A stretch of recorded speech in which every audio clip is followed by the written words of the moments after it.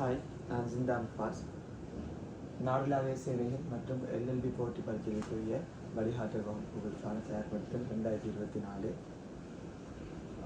இன்றைய காணொலி மூலமாக இன்னும் ஒரு விகிதம் சார்ந்த வினாவினை தெளிவுபடுத்தலாம் நினைக்கின்றேன்.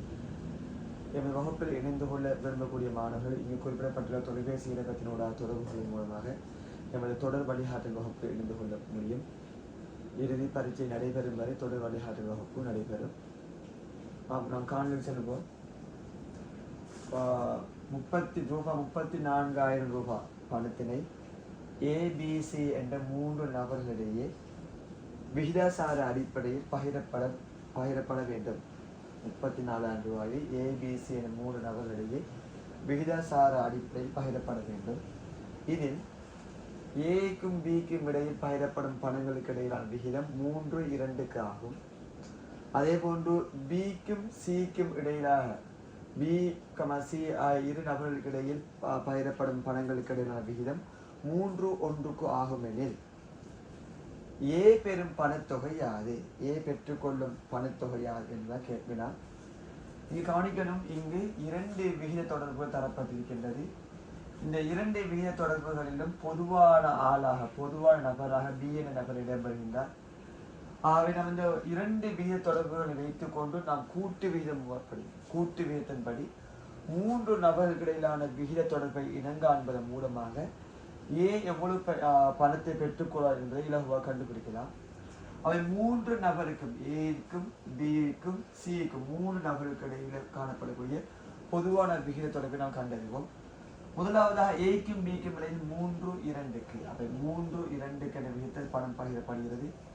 அதே போன்று பிக்கும் சிக்கும் இடையில் 3:1 என்ற விகிதத்தில் பணம் பகிரப்படுகிறது.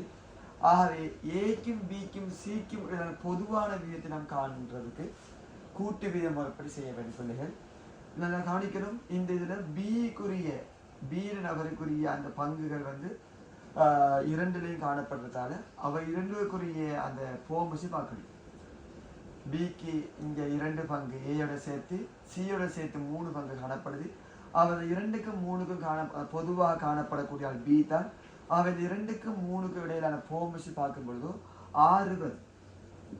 2க்கும் 3க்கும் போமசி 6 வரும். ஆகவே நாம் 3ஐ 6ஆக மாற்ற சமவெளி விகிதம் எழுத வேண்டும். 3ஐ 6ஆக மாற்றுறதுக்கு நாம் 2ஆல பெருக்க வேண்டும்.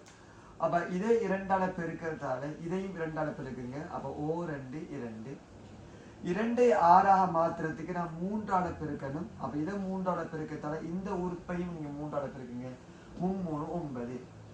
அப்ப ஏ பி சி அது 3 நபர்களுக்கு இடையில் பகிரப்படும் பணங்களுக்கான விகிதம் 9 6 2. இது 3 கூட்டும் பொழுது 9 6 2 மொத்தம் 17 பங்கு வரும்.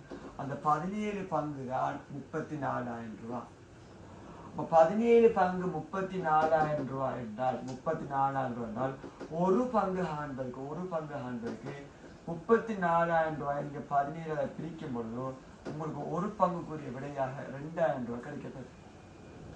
இப்ப கேள்வி இருந்தா ஏ பெற்றுக்கொள்ளும் பணத்தொகையா கேள்வி. அவை ஏ பெற்றுக்கொள்ளக்கூடிய அந்த பணத்தொகைய பங்கு 9 பங்கு. ஆகவே ஒரு பங்குக்கு 2,000 படி 9 பங்குக்கு 9 தர 2,000 ஏ 18,000 ரூபாய் பணத்தினை பெற்றுக்கொள்வார். அப்படி விகிதாசார முறைப்படி ஏ பெற்றுக்கொள்ளக்கூடிய பணத்தின் அளவு 18,000 ரூபாயும் கூட்டு விகித முறைப்படி நாம் இந்த வினாவை அணுக வேண்டும். பிள்ளைகள் இந்த காணொலி பிடித்திருந்தால் லைக் பண்ணுங்க, கமெண்ட் பண்ணுங்க. ஏனைய மாணவர்களும் பிரயோசனம் அளிக்க உதவிகள் ஷேர் பண்ணிக்கொள்ளுங்க. கற்பவனாக இரு, கற்றுக் கொடுப்பவனாக இரு, கற்பவனுக்கு உதவி செய்பவனாக இரு. நான் ஜிந்தான் ஃபாஸ்.